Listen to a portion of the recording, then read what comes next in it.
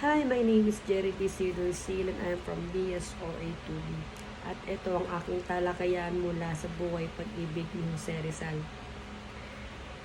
Si Jose Rizal ay may nakilala sa kanyang buhay na isang babae na ang pangalan ay Rivera. Sila ay naging magkasintahan. Bukod dito, sa lalim ng kanilang pagsasamahan ay dumating ang isang pagsubok sa kanilang buhay na kung saan kailangan nilang maghiwalay ng lugar. Kumbaga sa English ay LDR. Sa kabila ng ganitong pangyayari sa kanilang pag-ibig ay nasubok ang kanilang pagmamahalan. Nang si Jose Rizal ay mapunta sa ibang lugar, marami siyang nakilalang mga babae.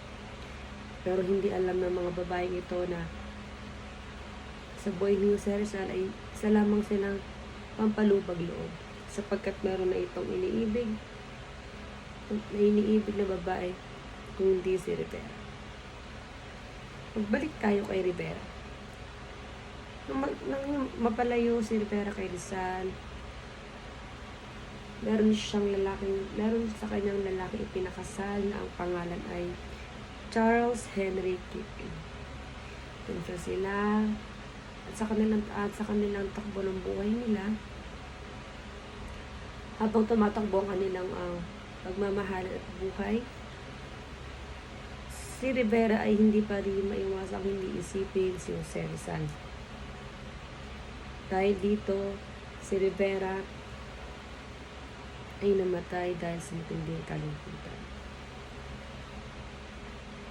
Sa maikling pagtatalakay ko sa buhay pag-ibig ni Jose Rizal, ang aking lesson o ang aking natutunan sa kanyang buhay pag-ibig ay maging tapat at magmahal ng totoo. Kumbaga ipaglaban mo yung pagmamahal mo sa taong gusto mo. Hindi sapat yung magkalayo man kayo o magkaiba kayo ng lugar o ng hangarin. Pagkus magiging dahilan ito upang mas maging matibay ang inyong pagmamahalan. Ang natutunan ko din sa buhay pag-ibig ni Rizal ay hindi mo kailangang hanapin ang pagmamahal sa ibang tao dahil lamang sa kadahilan na kayo ay magkalayo ng iyong mahal. Yun lamang ang aking talakayan mula sa buhay pag-ibig ni Jose Rizal. Muli, maraming salamat. Ako po si Jerry B. Tusil from BSOA2.